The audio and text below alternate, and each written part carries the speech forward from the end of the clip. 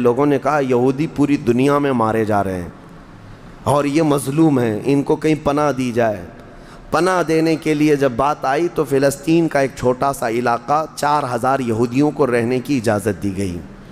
1921 سے 4000 یہودیوں کو رہنے کی اجازت دی گئی، اور پھر جب وہ 4000 یہودی رہے تو بڑھتے بڑھتے دنیا بھر سے لوگ ہجرت کر کے یہودی وہاں جاتے رہے، اور تقریباً 1947 جب ہمارے ہاں آزادی کا مسئلہ چل رہا تھا، تب تک یہودی جو ہے لاکھوں کی تعداد میں وہاں جمع ہو چکے تھے، اور جمع ہو کر کے ان لوگوں نے، اور اسی وقت ہٹلر کا دور بھی ختم ہوا تھا اور ہٹلر نے ان کو بہت مارا تھا، جس کو ہولوکاسٹ کہا جاتا ہے، اور بہت زیادہ ظلم کیا تھا۔ تو یہ سب بھاگ کر کے فلسطین میں جمع ہوئے، اور پھر ایک ایگریمنٹ سائن کروا لیا گیا دنیا کی بڑی بڑی طاقتوں سے کہ یہ اسرائیل ایک کنٹری ہے۔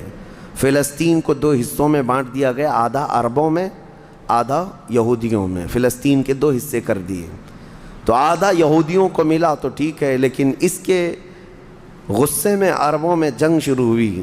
1948 کے بعد پھر جنگوں کا آغاز ہو گیا۔ جارڈن، سیریا، مصر، ان لوگوں نے اسرائیل کے ساتھ، انہوں نے نئی کنٹری کا نام اسرائیل رکھا تھا، جنگ کیا۔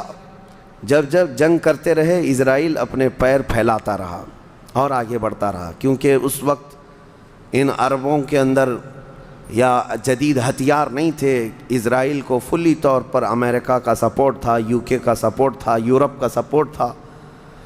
ان تینوں ملکوں کے ساتھ بڑی خوفناک جنگوں میں ان کو پیچھے ڈھکیل دیا گیا، بلکہ جو صحرائے سینا تھا مصر کا، وہ بھی اسرائیل نے قبضہ کر لیا۔ طور سینا جس کو کہتے ہیں، کوہ طور، وہ بھی ان کے لیے مقدس تھا، وہ بھی حاصل کر لیا۔ پھر اس کے بعد دوسری جنگ بھی ہوئی تھی مصر کی، تب مصر نے وہ علاقہ واپس لیا اور اسرائیل کو سمیٹنے کی کوشش کرتے رہے۔ 3 بڑی جنگوں میں ہوا یہ کہ جب جنگ ہوتی رہی، اسرائیل پھیلتا رہا۔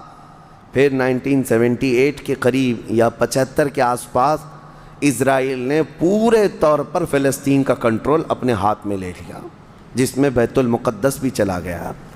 یہ ہے تاریخ میں آدم علیہ السلام کے زمانے سے لے کر یہاں تک کی بتا رہا ہوں، مختصر جھلکیاں۔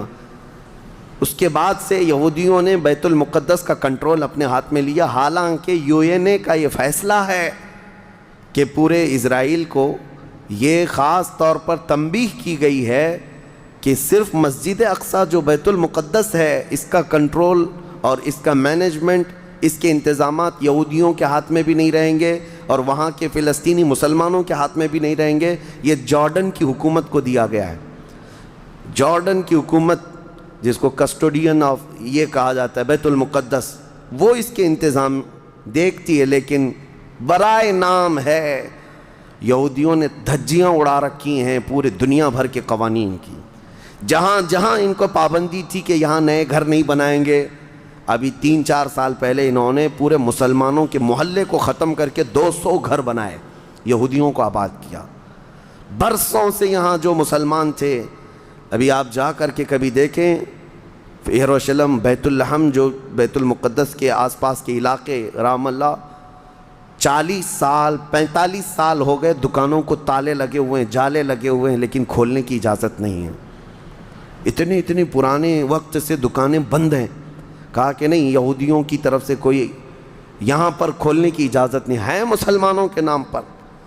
اور اللہ کا فضل تو دیکھیں، وہ مسلمان کیسے جگرے والے لوگ ہیں، میں نے اپنی آنکھوں سے دیکھا ہے۔ ہر جگہ کی طبیعت کے اعتبار سے اللہ تعالیٰ مخلوق پیدا کیا ہے۔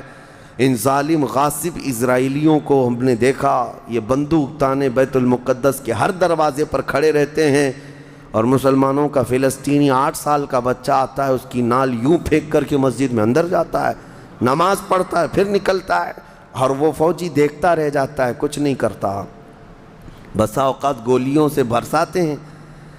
روزانہ کا معمول یہ ہے، رات کو گولیوں کی بارش ہوئی، سمیٹ کر کے ختم کیا گیا، زخمی ہاسپٹل میں گئے، دوسرے دن دیکھا عصر کے بعد بیت المقدس کے باہر صحن جو ہے وہاں پر پھر عورتیں بچے سب جو روزانہ عصر سے لے کر مغرب تک اپنی روٹیاں اپنے کھانے لے کر کے آتی ہیں بیٹھتی ہیں، ایسا لگتا ہے یہاں کچھ ہوا ہی نہیں، کچھ ہوا ہی نہیں۔ مائیں بچوں کو بچپن سے یہ چیز ڈال دیتی ہیں کہ بیٹا اگر تو ابھی گھر سے گیا نماز کے لیے تو ہمیں یہ یقین نہیں ہوتا کہ تیرا جسم آئے گا کہ تیری لاش آئے گی۔ ہر ماں کا یہ وہاں پر جذبہ ہے، اور یہ حدیث پاک میں موجود ہے۔ میرے آقا صلی اللہ علیہ وسلم نے فرمایا لا تزال طائفۃ من امتی، میری امت میں سے ایک جماعت ایسی رہے گی جو قیامت تک حق کے لیے لڑتی رہے گی، اور اللہ ان کا ناصر و مددگار ہوگا۔ بیت المقدس کی یہ تاریخ، آج بیت المقدس کو انہوں نے خون میں نہلا رکھا ہے، یہودیوں کا زبردستی اس پر قبضہ ہے۔ اب یہ چاہتے کیا ہیں یہ بھی میں آپ کو بتا دوں، یہ چاہتے ہیں کہ یہ مسجد اقصیٰ جو تعمیر ہوئی یہ حضرت عمر کے حکم سے ہوئی، پھر اموی خلفاء جب آئے، خلیفہ ولید بن عبد الملک اس نے پوری مسجد بنوائی، اور یہ جو پیلا گنبد آپ دیکھتے ہیں قبۃ الصخرہ جو مسجد اقصیٰ سے جس کو مشہور کیا گیا ہے، یہ قبۃ الصخرہ ہے، ڈوم آف راک جس کو کہتے ہیں، یہ اصل اس سے لگی ہوئی ہے بیت المقدس کی مسجد پرانی، اس کو شو نہیں کرتے، اس کو یہ گرا کر کے اس کو پورا زمین بوس کر کے تھرڈ ٹیمپل بنانے کا پلان ہے۔ ان کو یہ چاہیے کہ حضرت داؤد علیہ السلام کے زمانے میں جو کام شروع ہوا تھا، سلیمان علیہ السلام نے جو مندر بنایا تھا، جو ٹیمپل بنایا تھا، ہم اس کو اسی جگہ تعمیر کریں گے۔ تو بیت المقدس مسجد اقصیٰ کی دیوار سے دیوار انہیں گرانا ہے، اس کے لیے یہ کیا کیا سازشیں کرتے رہے، کھدائی کرتے رہے کہ یہاں پرانا خزانہ ہے، فلاں چیزیں ہیں، ثبوت نکالنا ہے، کتنا دیواروں کو ہلانے کے لیے آرٹیفیشیل زلزلے لائے گئے، مصنوعی طور پر یہ زمین ارتھ کویک لائے گئے کہ مسجد اقصیٰ گر جائے، لیکن اللہ کی مرضی جب تک چاہے۔ اب اگر حالات ایسی ہیں تو یہ مسجد اقصیٰ کو گرا کر کے وہاں پر ایک تھرڈ ٹیمپل بنائیں گے، جس کا پورا آرکیٹیکٹ ڈیزائن بھی انہوں نے ظاہر کر دیا ہے، نشر کر دیا ہے، کوئن بھی ایک جاری کر دیا ہے جس کو لے کر کے ان کے تھرڈ ٹیمپل کے اندر جائے گا، آئے گا۔